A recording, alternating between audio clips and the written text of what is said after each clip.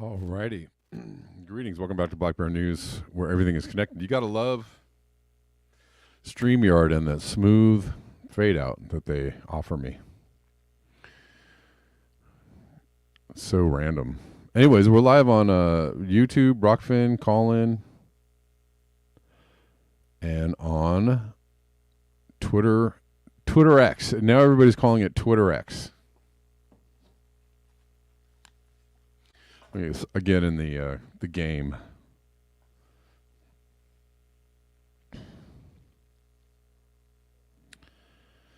Oh my God.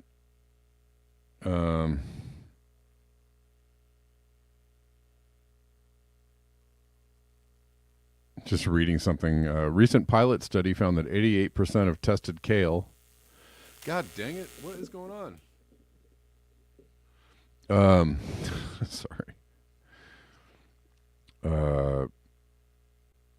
88% of tested kale was contaminated with PFAS, aka forever chemicals. One sample even had PFOS, a PFAS chemical that was phased out of production in 2002. To make matters worse, the certified organic kale had significantly higher concentrations of PFAS compared to conventionally grown kale. My God. Oh my God. Hold on. I got it. I'm going to put this up and read this. Listen, I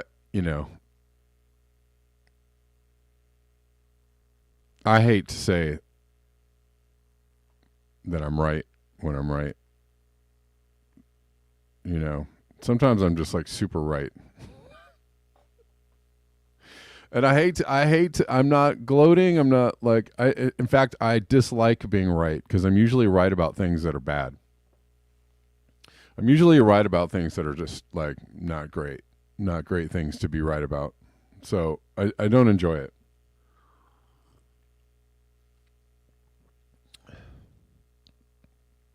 Hold on. Let me put this on the screen.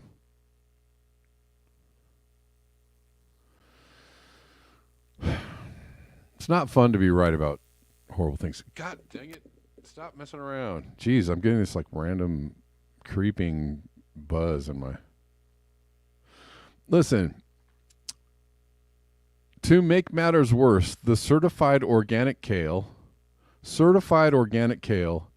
had significantly higher concentrations of PFAS compared to conventionally grown kale. It's a bit ironic considering organic kale is considered the quintessential health food by so many. One reason that organic kale may have more PFAS than conventional kale is the use of higher rates of compost in organic production. Most compost is poorly made and more of a waste management endeavor than one geared for producing high-quality inoculum fertilizer. Often undesirable materials like biosolids and other toxin-laden industrial waste are composted but not adequately decomposed. Many farms rely on this type of compost because it is cheaper. It's safe to assume that PFAS contamination is in no way limited to kale and is likely widespread throughout our food system. The way we produce our food is a critical determinant of our health, both in terms of providing quality nutrition and eliminating the stream of toxins otherwise destined for our food system. Oh, man.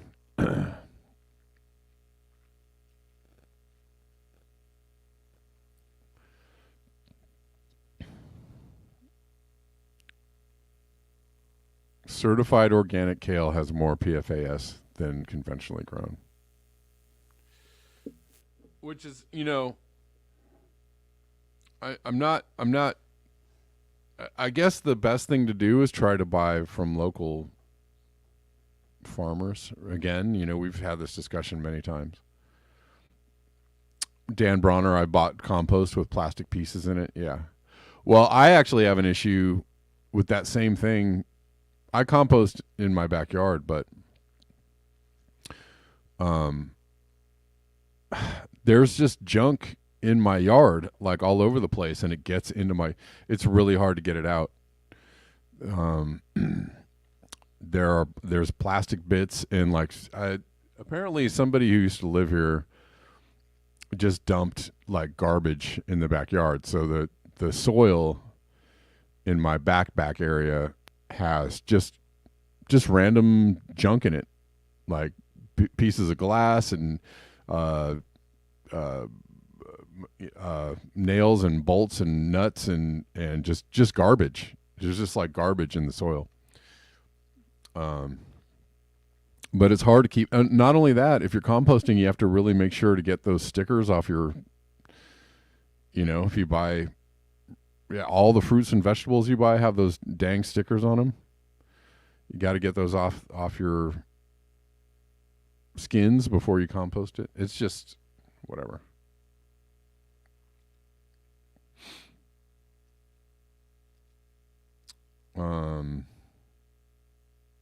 Yeah. Man, that's not good. What was the other thing I was looking at here? Well, what's up? How are you? Good to see you. Max RJ, how you doing? Tim Bob. Jay Moniker. Dan Bronner, Deline. Yeah, organic. I've been very skeptical about organic, the label organic, and I know just from reading and taking in information, right? There are a lot of organic farms that get GMO and other, and pesticides and GMO and all kinds of stuff blown into their farms from the farms that are non-organic. It's very difficult to grow things like totally organic because everything is contaminated. And now this is just confirming this. I mean, I think organic processes are going to be, growing something with an organic process is going to be, in the long run better for you than just like buying stuff that just is complete GMO and sprayed with pesticides all day. But I mean, this is saying that it has higher levels of PFAS in organic kale than regular. So I don't know.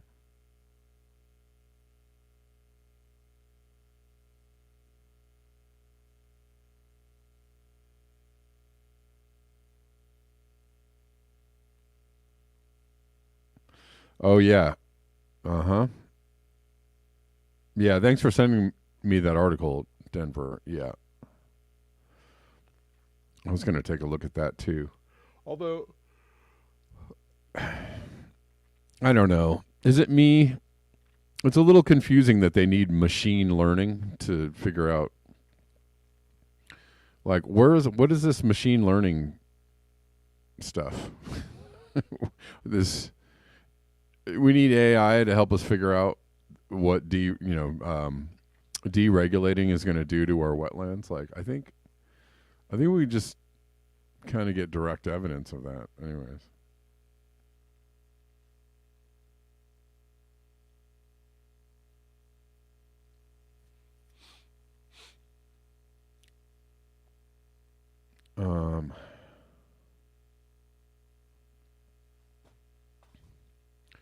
Yeah, I have that link. Hold on one second. What's up, Rock Finners? How you doing? Oh, I really want to save this actually.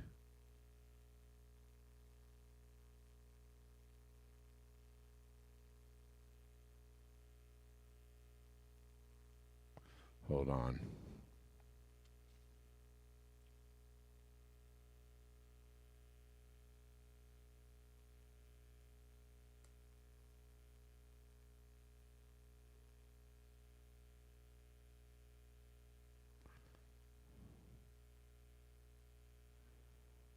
Hold on.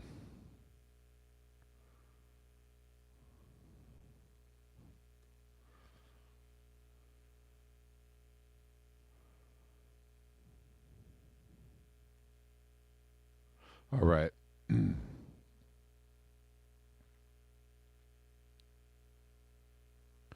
Where are we at? We are here. No, no, no, no, no, no, no, no. Don't want no pop ups. What's up? We got William on call-in. What's up, William? How you doing? White House rule. This is in 2024. White House rule dramatically deregulates wetlands, streams, and drinking water. Machine learning study finds. I don't get it. I don't get it. Is it really that complicated? This seems just weird to me. And yes, Denver, you were saying this happened in 2020 and we're just learning about it in 2024. I mean, like, I don't. Do we need machine learning to understand that something happened in 2020? And I don't. What part about this is actually?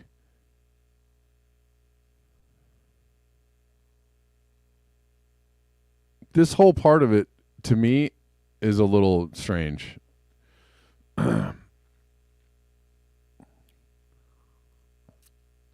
Using machine learning to understand these rules. Seriously, why do you need machine learning to understand a rule? You just read it and you understand it. Like, what does a machine learning have to do with anything in this? Like, are they just overcomplicating some science? You know, oh, we have this machine learning stuff. Let's put it on some regulations and see if we can learn something. You just read it, bro. You just read it. You have, like, you know, maybe you have lawyers read it. Maybe you have people read it and go, this is what it means. Like, you don't. Why do you need machine learning? I don't really get it. Can you? I mean, Denver. Do you know? Do you know what part that has to do with? What does that have to do with anything? Is what I want to know. I don't care about machine learning trying to let me know how to, you know, who cares? Tell me somebody read the regulations and understand how. Tell me a congressperson read the regulations, or whoever is passing, you know, tell me that the people that pass these laws are reading the regulations and understand what they're doing. Like, what is it? Who cares? Anyways, I'll stop saying that.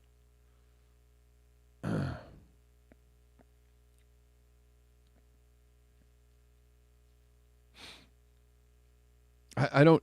I just, that part to me seems just like, I don't. You know, just stop. Just stop. Anyways.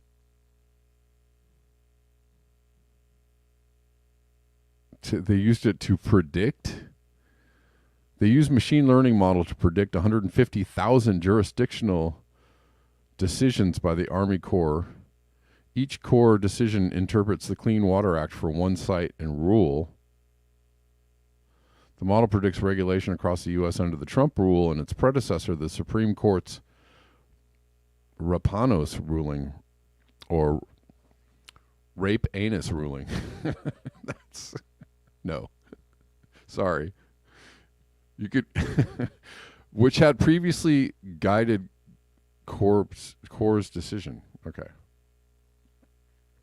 The research found that the 2020 rule deregulated 690,000 stream miles. So they're finding out that this 2020 rule deregulated all these miles of streams.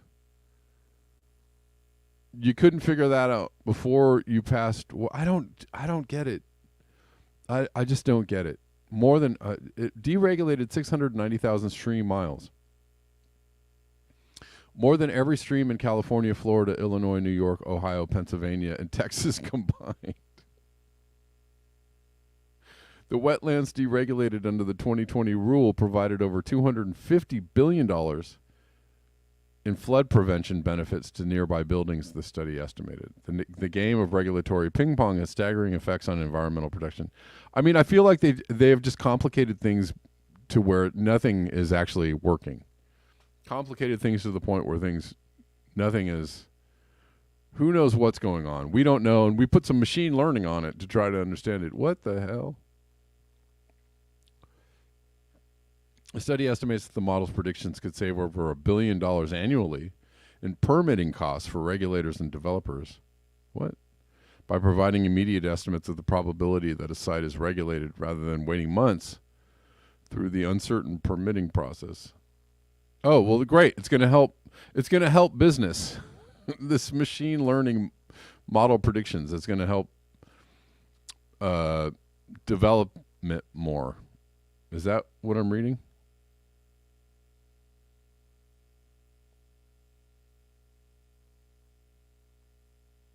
Is that what I'm reading? My God. After this study's data, the 2023 Biden White House rule expanded Clean Water Act jurisdiction, and the Supreme Court's 2023 Sackett decision then contracted it. They expanded it, then contracted it. Okay, so all the people that are like, oh, don't let Trump get back in office because he's going to destroy the environment, that Biden is destroying just as quickly, if not quicker, than Trump. So, I mean, it's just a game of musical chairs in the destroy the environment game of musical chairs. I'm not saying, I'm not telling you to vote for one person or another. Maybe, yes, the old in and out.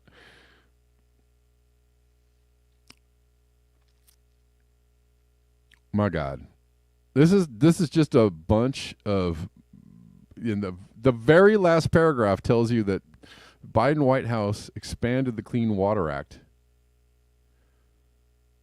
jurisdiction and the Supreme Court's 2023 Sackett decision, then contracted it.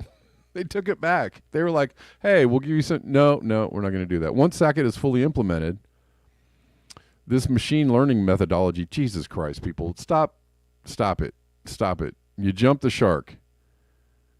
You jumped the damn shark. You can't have somebody just read the regulations and tell you what it means. You got to use machine learning. Humans are going extinct. Let's just start there. Because we're too freaking stupid to just read some regulations before they actually get passed. I don't know. I'm getting a little angry.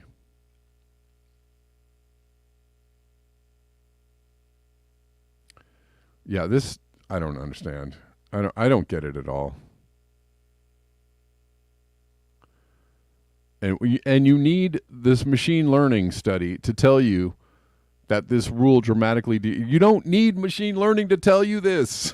Like, it's who wasted how much money on this study? How much money right now is being wasted on this machine learning study? Stop wasting this. You're just stop it. It's a circle jerk of money being wasted on something that you probably already know. You should already know. We should have already been told this prior to it even being passed. But then once it was passed, we probably should know immediately that it was passed. We don't need a machine learning study wherever this is being conducted. California, Berkeley. You people are useless. You people are absolutely freaking useless. Like, what does this mean? What does this do for anybody? The upshot of this article is it just helped the permitting process for developers. That's the upshot. Yay. We already knew that, though. Probably should have known that. Bah.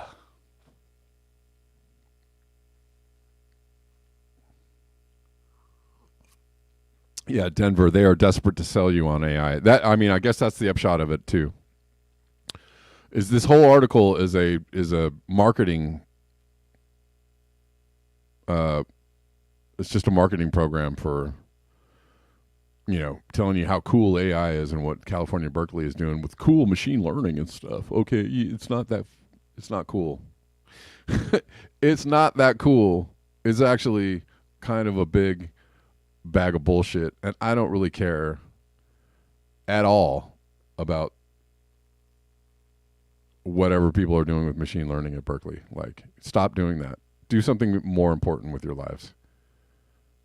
Like, seriously get on, like, leave that alone and do something more important with your lives, like saving the planet, or quit college and do something more important than developing machine learning that's just going to make everybody more stupid. You sound more stupid already because it took you a machine learning program. You're working on a machine learning program that's telling you something 4 years late, and something super obvious that somebody could have just read and said, yep, sounds like it's deregulating a lot of streams. Okay, great. Good job. You are smart. All right, I'm going to stop. I'll stop. I will stop. Jesus. It just really pisses me off.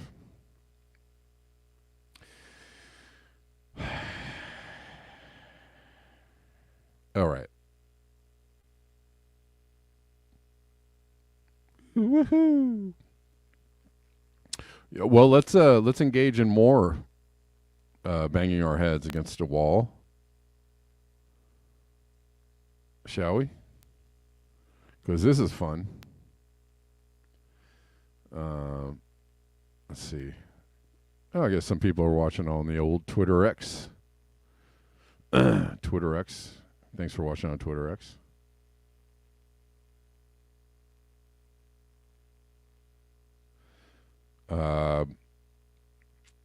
Yeah, let's check this out. The I'm still flabbergasted by that article. I just can't quite wrap my head around how stupid that is. UN court acknowledges genocide risk. They acknowledged it. Thank you. Dealing historic blow to Israel and the U.S. So they said, yeah. Basically, they said, yep. Looks like there's some genocide. The international, but what does it matter? Like, there's no ICJ police. There's no world. Nobody's gonna come in and halt Israel and the U.S. from doing what they're doing. I mean, the Houthis are trying, I guess. They seem up to the task, but I think they're unapproved. The Houthis are unapproved as the world police or the ICJ spokespeople. The International Court of Justice on Friday issued a stunning initial ruling. Stunning. In South Africa's legal challenge to Israel's devastating U.S.-backed military offensive in Gaza, acknowledging that there is a plausible risk of Israel committing genocide there, and issuing 6 orders. Is it really that stunning? 6 orders for a change in Israel's conduct as it combats the Gaza-based Palestinian militant group Hamas.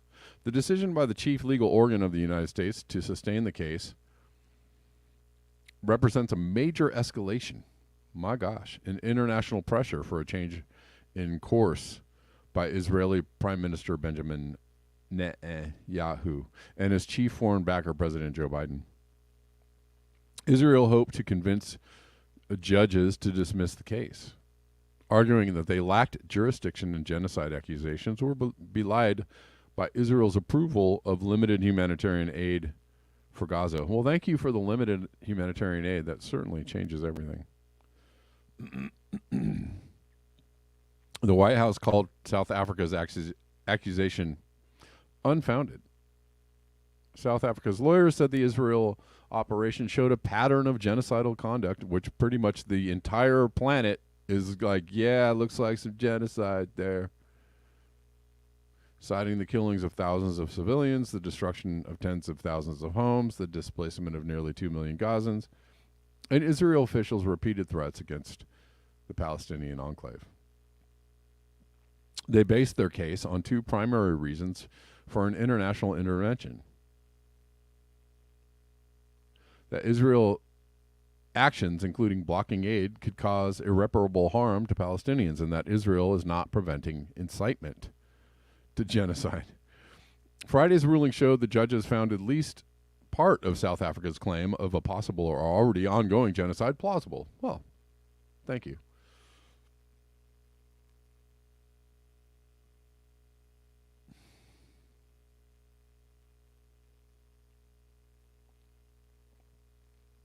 Friday's ruling showed the judges found, I read that, the court ordered Israel to abide by 6 measures. They ordered Israel. Is Israel going to abide? The dude abides, but does Israel abide? A significant majority of the 17 judges, as in, 15 to 2, supported imposing each measure, including, in 2 instances, Israel's ad hoc representative on the court, Aharon Barak.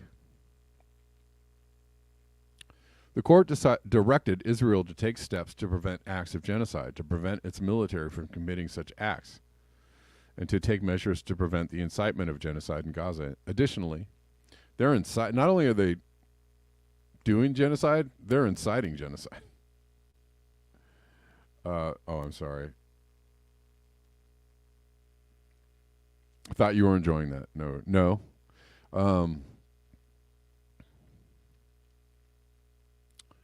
It ordered Israel to launch immediate and effective measures to boost humanitarian aid for Gaza, protect evidence of possible international law violations, and give the court a report on its compliance with the orders within 1 month. All right. Let's see if they comply. Presiding Judge Joan Donoghue acknowledged a real and imminent risk that irreparable prejudice will be caused to the rights of Palestinians in Gaza, and underscored the court's view that an urgent change in policy is needed because irreparable harm could ensue otherwise. The court is accurately aware of the human tragedy unfolding in the region, Donoghue said, also acknowledging Israeli hostages held by Hamas and saying the court wants to see their immediate, unconditional release. Do you know who's standing in the way of that? Israel.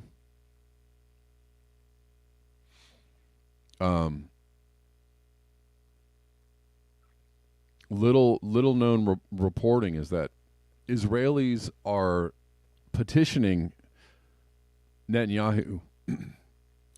They're protesting and being arrested for protesting that there be a negotiation with Hamas to release, because Israel is just letting the current hostages. They're giving up on them. They're just like, well, I guess we're not gonna negotiate.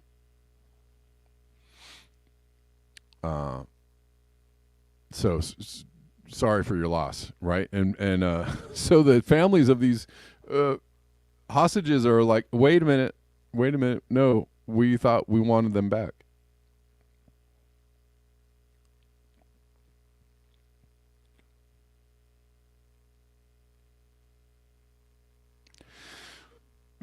Anyways, and there was also a report of people in one refugee camp being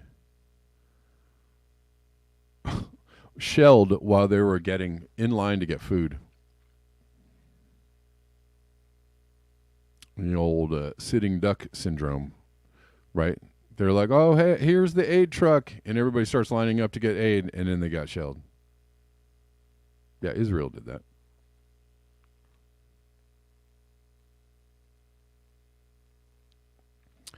Anyways, is this going to do anything to help the situation or force them to stop doing the bad? I don't know.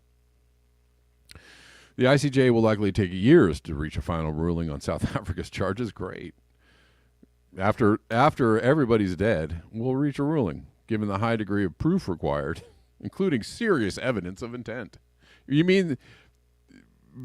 mean live video broadcasts of Israeli leaders saying we're going to get them all out of here?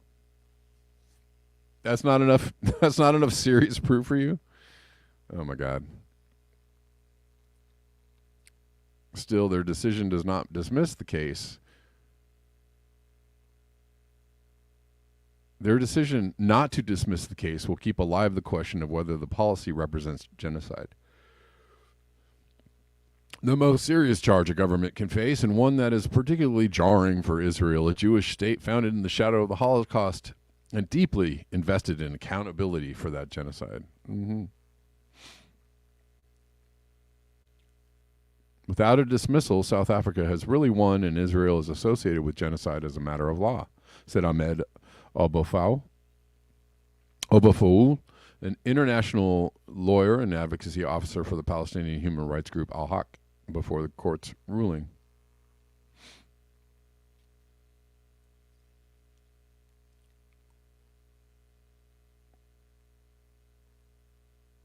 Anyways, is this going to stop what's happening from continuing to happen? This just in.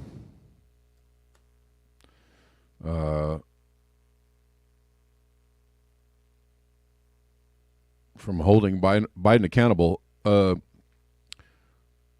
from Decensored News, U.S. State Department refuses to say if they'll respect ICJ's decision tomorrow in South Africa's genocide case against. Yeah, they're not even going to recognize it.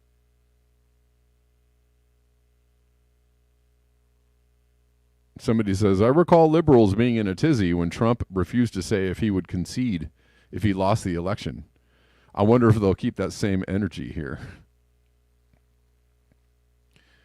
To be fair, I see a lot of liberals not being very happy with what's going on here. And at least in some ways, understanding that, Joe Biden is responsible for supporting this, and I don't know.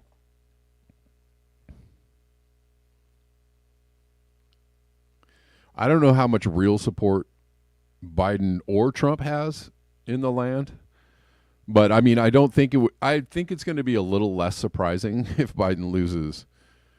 Right? Like, I don't think people are going to be like, whoa, pussy hat wearing, oh, I don't think those people are going to be like in the streets going, how did it happen? It's not going to be that much of a surprise. Right? But I'm sure there will be people that'll be aghast, amazed. In a tizzy, right? Confused. Et cetera, right? There'll be plenty of liberals going, how did it happen? Okay. But some people live in Groundhog's Day. Just every day is Groundhog's Day. It's just like, no, what happened yesterday? I don't know. It only matters. Whatever happened today is the most important thing. We have no idea what happened yesterday.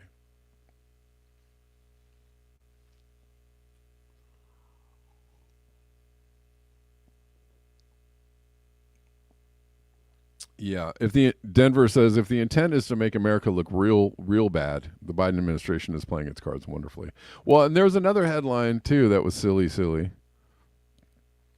That's two sillies saying, guys, we got to keep Trump from winning because he might get us into a war.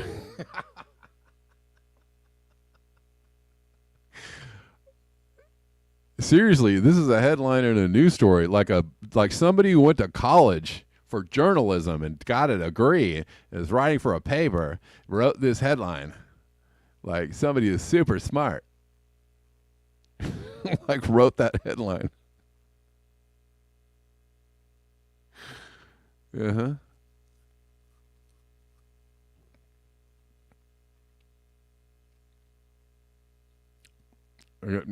Eventually we'll just have machine learning writing our news stories for us. They can't be much worse, can he?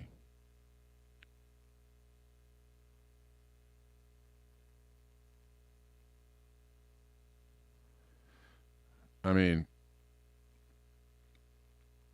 you got to be like 3 sheets to the wind or just completely, out to lunch. Super Starbucks liberal, like, you go into Starbucks and you get your coffee and you shake you get your paper and read the front page. What's going on in the world? You got to be like that clueless. Maybe you're not even reading. You're probably not even reading the paper. Probably just watching the CNN broadcast on the the big screen TV up on the wall. Oh, yeah, I think I saw something about that's interesting. Anyways, back to these cat videos. I love these. These are entertaining.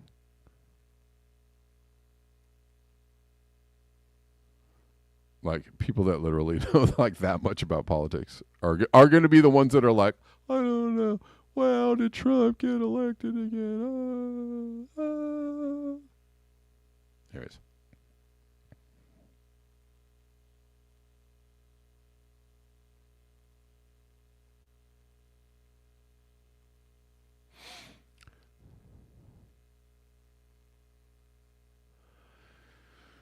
Anyways, I'm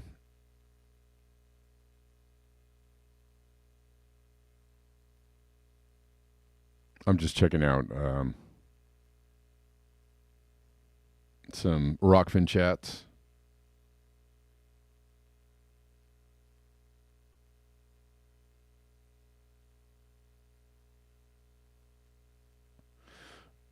Oh, there's a new trade agreement? Great. The CPTPP? Awesome.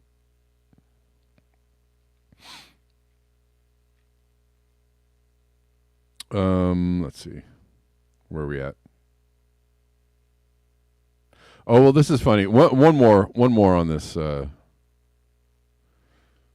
subject. Lee Camp posting this. It's from the Wall Street Journal, who's just doing their best to not acknowledge reality. The Wall Street Journal decided to go, well, every news story, as Lee Camp says, every legitimate news source is reporting that Israel lost their bid to have the genocide case thrown out. In fact, the vote was 15-2 against them. And yet here's the Wall Street Journal trying to, shape reality for people. And it could work on some people. World Court rejects demand for Gaza ceasefire. That's their headline.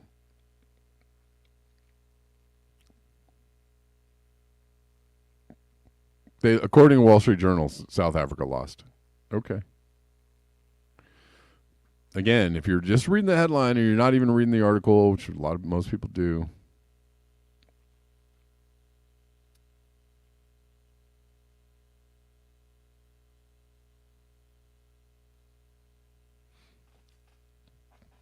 Yeah, William Dillon says, what's weird about Gaza to me is it's for everyone to see daily, and still the world only watches. During World War II, would people sit idle if they saw footage of people being slaughtered daily? Oh, they did for a while. Well, I mean, it took Japan attacking Pearl Harbor to get us to go, oh, well, okay. We've heard some things about, camps and trains and stuff. We heard some stuff, but the thing is that, I mean, all that was, I'm not even going to go into, I don't want to go down the road of World War II history.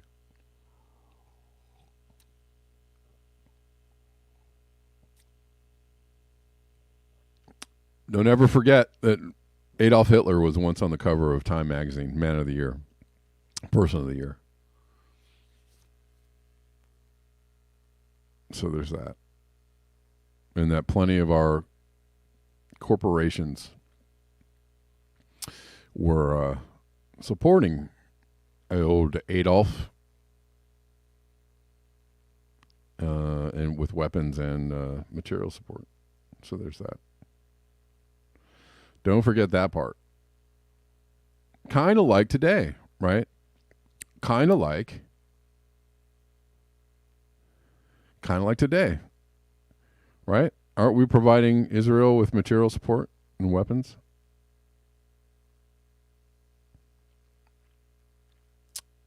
Yep. Kind of like today. It's like Germany all over again. It's 1939. Okay.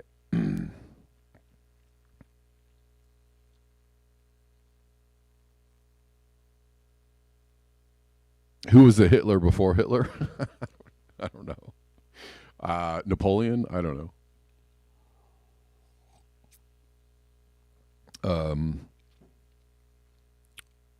The Tsar of Russia? I don't know.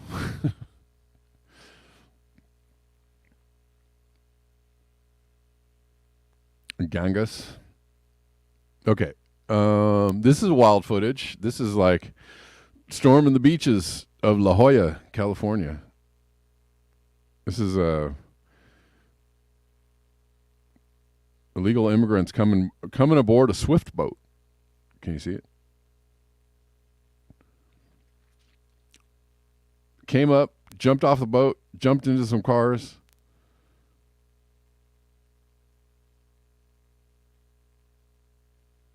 There's a lot of things going on with the whole like crazy amount of immigration going on. Right, the Supreme Court, there's a standoff with the Texas governor Abbott trying to keep people out, and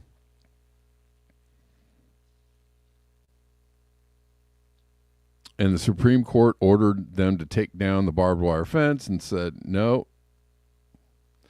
And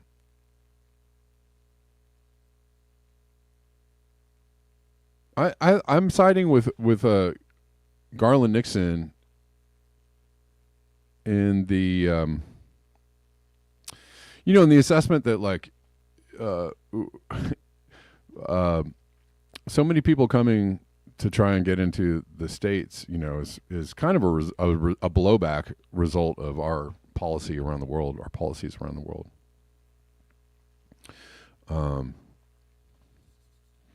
But it does seem odd. Well, in this picture, they also pointed out that all these guys are like military age fighting, or men, military age men, all men.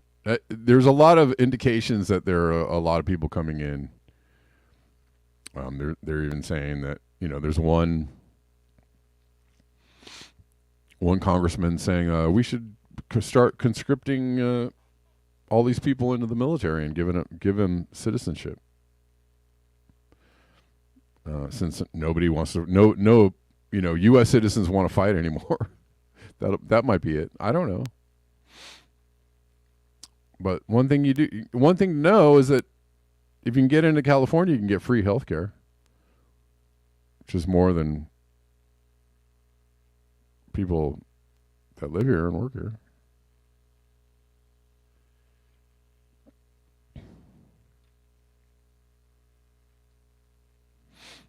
Anyways, that's fairly wild footage. What is this? I don't know. I don't understand this one.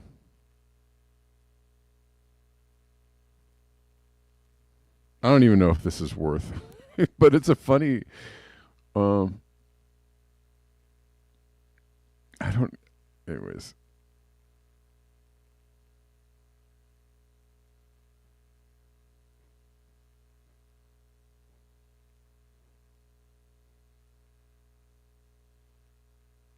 I don't know. I don't know if I'm going to cover this one. It's just weird.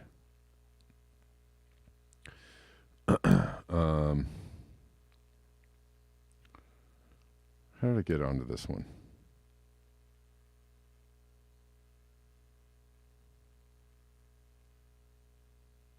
Hold on, I got a little lost in my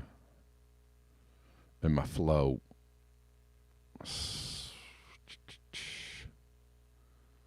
Where we at?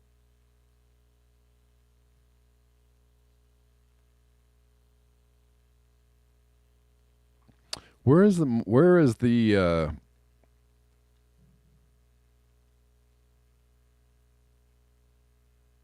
there's a new headline out. I'm trying to find it.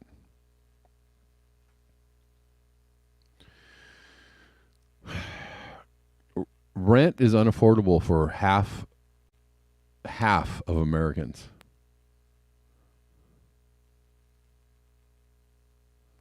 Where did it go?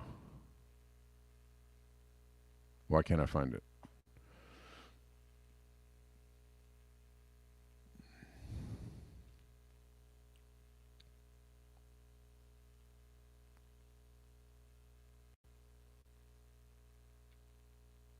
Well, it is. I mean, you have the thing about all the immigrants coming in or being allowed to come in and being like, you have, leaders of sanctuary cities saying like, all right, we're at full work capacity. We can't do this anymore. So,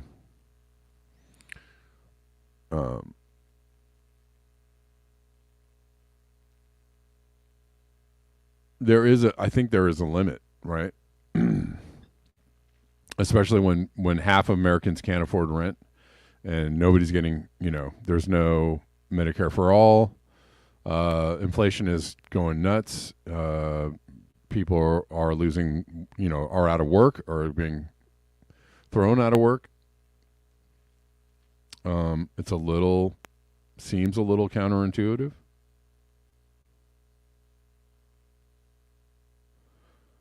There seems to be a lot of people supporting Governor Abbott. And there's quite a few people, are saying the policy of letting everybody in is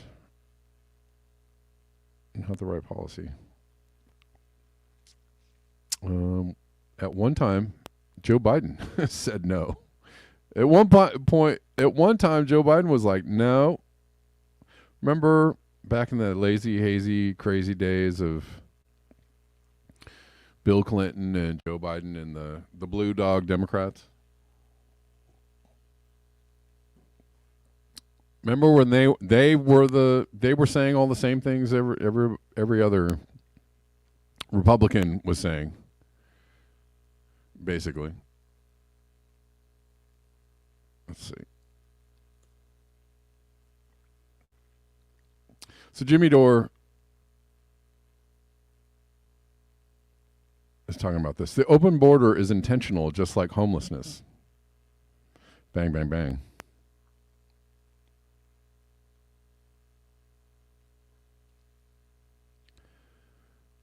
The open border is intentional, just like homelessness. These corrosive things aren't happening accidentally or as a consequence of something else uncontrollable.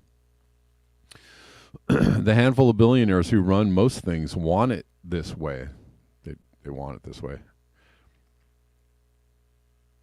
I've said that many times. It's totally like such a dumb argument because they really actually want this to happen. The people in media and government work for those billionaires and are working against you. Nothing short of an actual revolution can save what's left. In 2007, Senator Joe Biden declared that no great nation has uncontrolled borders, warning that America must build a border fence and increase border agents to secure the nation against drugs, terror, and illegal immigration. Biden accused wealthy Republicans of wanting to increase illegal immigration to replace American workers with cheap labor. Well, at one time it was, right? That was the Republican, or at least that's what they were being accused of. That's not the reason employers want this extra influx is it drives costs down. Employers have to be held responsible for the unscrupulous practice of bringing people here in order to keep wages down. That's not fair to Americans. You have to hold employers responsible for hiring Americans first, blah, blah, blah.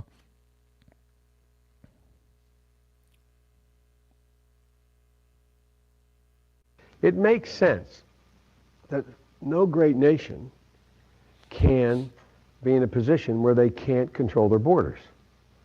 It matters how you control your borders, not just for immigration, but it matters for drugs, terror, a whole range of other things. So that's the first sort of truism. The second truism is that this nation is such that people in the country should have the first opportunity to be able to have jobs that pay well and have jobs that are decent. And have unions that protect those protect those wages and those jobs, right, Joe? And that after that, the second crack goes to what we may need from other parts of the world or any other input. We have to. We have to. And I had been arguing for, when I'm back in my days as chairman of the Judiciary Committee and straight through as the leader of the Foreign Relations Committee, I've been arguing for the need to put more protection at our borders, meaning that you have more border guards. This president, refusing to add the number of border guards, now said he has to send the National Guard down. He vetoed. He was against adding the number of border guards. I only can suggest the reason he was is because he needed that money for his tax cuts that were unnecessary. I'm not being facetious. I'm being serious. Again, show me what you value. He had put a higher value on tax cuts for the wealthy than he did on protecting the border. And all of a sudden, the public responds, and now he says, now we got to send the National Guard down there that's already overstretched by God knows how much. You know the units going in and out of your own state going to Iraq and to Afghanistan. All right, we don't need to listen to but you get the idea. You get the idea. Oh, but look at this.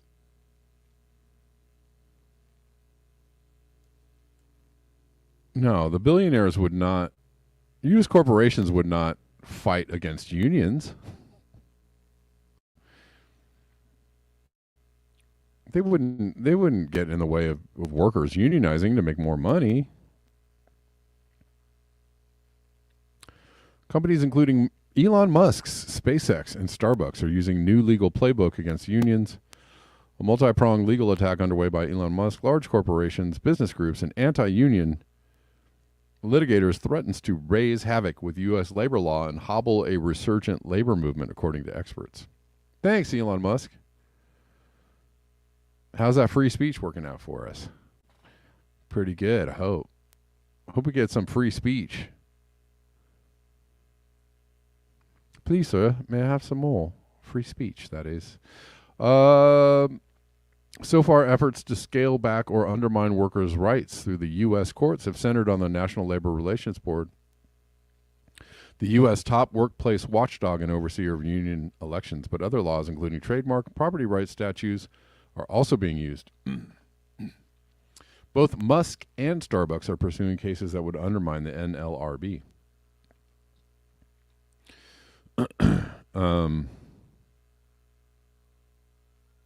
So Musk is fighting against unions. He's the good guy, though. I mean, he also holds, so many military contracts. But he is fighting for you and your freedom and freedom of speech, of course.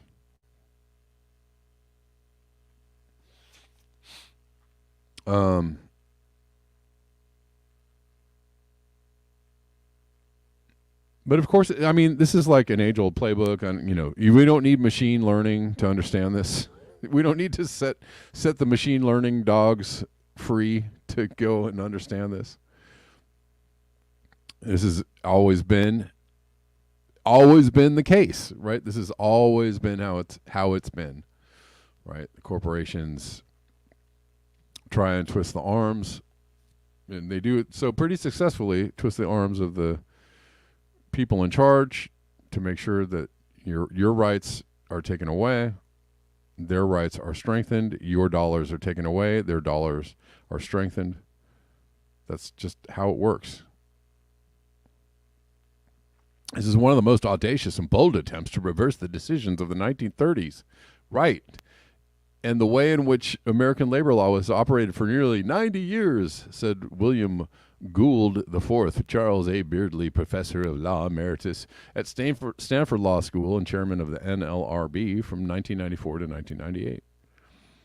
This would raise havoc with the effective administration of labor law in our country, which is designed to be for the benefit of workers in the collective bargaining process, et cetera, et cetera. Starbucks is in a very visible fight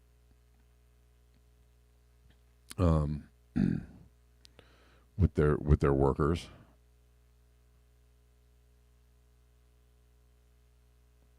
And the workers have been somewhat successful here and there.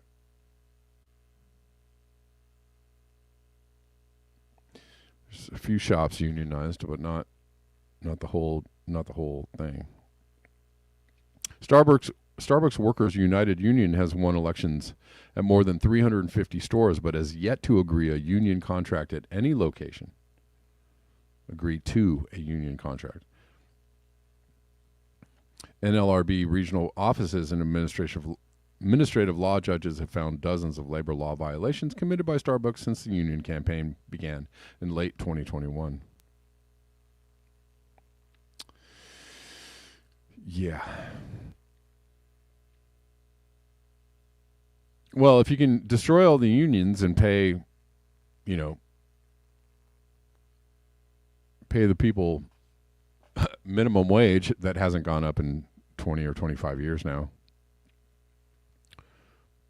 well, then you don't need you don't need all those people willing to work for $3 an hour coming across the border, right? Well, there's no symbiosis there. There's no tie-in. It's just coincidence. There's no right. There's no whatever. That has nothing to do with it. I heard somebody saying that the other day. I think I read somebody saying that. That has nothing to do with it. No. I don't know about nothing. Now, I wouldn't, targeting illegal immigrants for your anger and your ire should not be the point, right? It's not their fault. It's not their fault at all, right? It's a more of a structural issue. You should be mad at the corporations that want to bust unions, that don't want to pay people a fair wage. You should be mad at administrations that allow people to come in, without any oversight whatsoever, or without taking care of your citizens first, right, and allowing for the naturalization process to happen or whatever. And honestly, if you're going to take people in, you should take care of them in a proper way. Not against that on any level, but it has been a long-standing policy to let this happen, absolutely, and to have this be a fight that goes back and forth and back and forth and back and forth, and people get all, oh, he wants to build a wall, he's crazy, what? Have people lose their minds and pee their pants and over what's going on, and it's like they want this to happen. This is by design.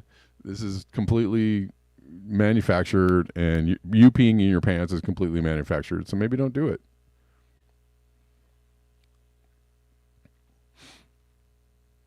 They started building a wall before Trump was president, and they're still building a wall after Trump's president. I mean, but they made it seem like he was crazy. That was, and again, that's by design.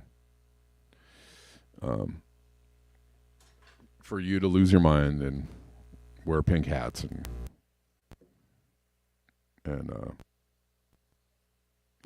cry real tears of pain.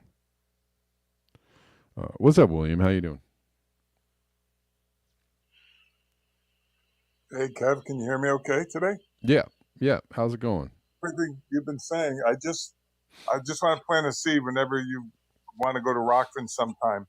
Study the transfer agreement between the Zionists and the Nazi Party to transfer assets and wealth to the state of Israel. Very interesting. There was actually an agreement in 1933 put in place.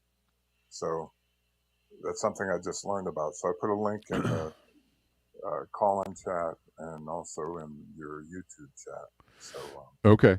Okay. yeah, I appreciate I that. will, Thanks, yeah, I man. will leave it at that because I Okay. know it's not something you go Yeah. into without having studied it Yeah, I most don't of the even time. know what the rules are anymore Yeah, right. who knows. Who knows. Anyways, man, how you doing today? Oh, I'm hanging in there, learning more and more about what's really going on now that I have the time. I mean, when I was working and not disabled, like I was like everybody else, just caught up in what was the headline news, Yeah. which is still a perception. So, but Right. now that I have the time, I'm able to learn a lot more. So Sure. uh, uh, yeah, it is what it is. So Right. I think it's important. Dr. Alan Sabrowski has new work also talking about how history plays into the present regarding Israel, Palestine, Zionism, and he's a Jewish American, U.S. Army War College professor, director of research, retired, of course. But your listeners might want to check him out. He's in Google, and he also writes on 9/11 and the Mossad and the USS Liberty. Give you a Okay. few tips. Yeah, Okay. yeah, Yeah. he's real Well, good. that's a good thanks for the tip. I Yeah, appreciate thanks, it. Kevin. Yeah, man. You're, Thanks for calling in. you're welcome. I All get right. some talk.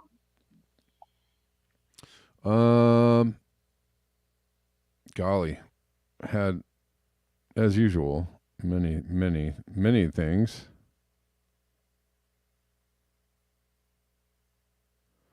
Let's see.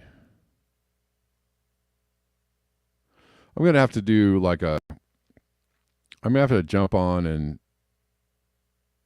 let's see. Sorry, I'm trying to get to something, and my computer is being very slow, very slow.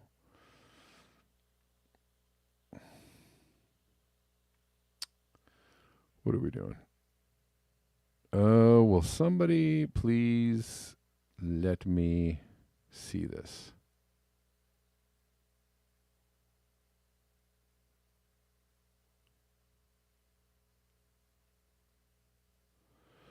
Yeah. I'm trying to look for this. Oh, here we go. There's a high chance that we go to 2C in the next 10 years, which, on the probability scales, highly probable, I think. A 2C world may happen in as early as 10 years or even faster if Trump in U.S. I don't know. I don't go green. Have you been paying attention to what Biden has been doing? I don't understand. I'm not saying that Trump is just like out in front, like I don't care about the climate. Let's get the economy going, people. That's Trump's bag. I get it.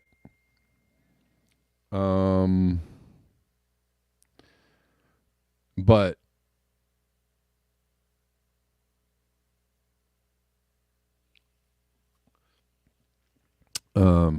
but be very aware that Biden is doing as much damage, if not more, under the guise of saying, "I love the environment. I love it. It's the best. This is the best environment." And we love it so much that we're going to destroy it some more. So I don't know. I don't know which one's worse, man. Trump and the USA and right-wing parties in the EU block basic climate action and usher in a new tsunami of fossil fuels. That's happening anyways. Whether it's going to take some people out in the streets, I think, to stop that tsunami.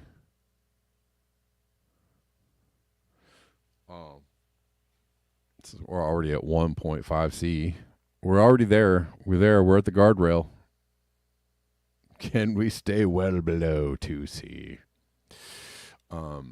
Yeah, it's gonna take people power, I think. Because the people in charge are not gonna do the thing. And on that point, Roger Hallam is correct. Roger Hallam is correct. Like, seriously, if we have any hope of like doing anything to stop, everything going down to climate change, and I don't know that there's a lot of hope for that anyways. Tim Bob says Roger is retarded. I don't know. What makes you say that?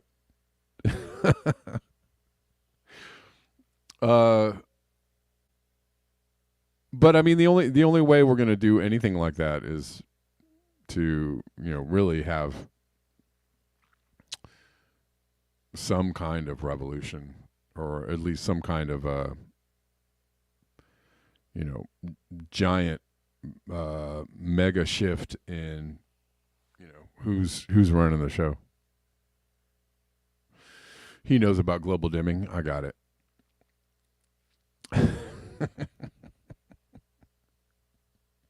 There's a lot of retards out there. Retards.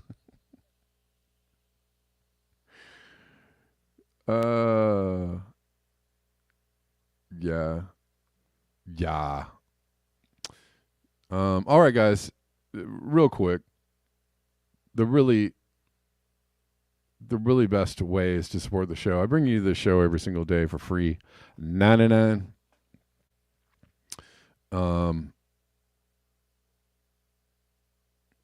And I do my best to bring you an interesting show and to bring about some interesting conversation. And appreciate y'all being here. This is the best way to support the show and make sure that it continues to keep on going. You can support me at buymeacoffee.com/blackbearnews. You can support me at Cash App at Red Llama Music, Venmo at Kevin Sandbloom, PayPal at paypal.me/Kevin Sandbloom, Zelle at Kevin Sandbloom at protonmail.com. You can also check out my Patreon. You can plug the music, of course. You can also, I'm doing a fundraiser thing. I'm making some music. I'm making some records. And I would love your support if you would like to support me in that endeavor. I'm going to drop you all a link. You can go to my website, kevinsandbloom.com. That's really all you need to do. You can go there and you can find out about it. But here's some links. Plugging away. Thanks for the reminder, Osama. Thank you all for listening. I will be back on Monday.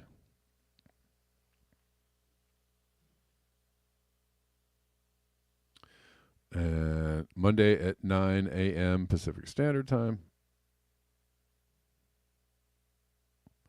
That's when we're coming back.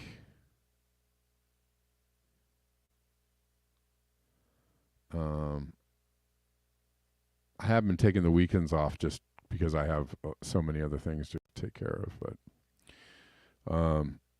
who knows? Maybe we'll go back to like 6 or 7 days a week or something. But for the time being, we're doing a Monday through Friday. So we'll see you Monday. Thanks, everybody. Appreciate you. Until next time, peace.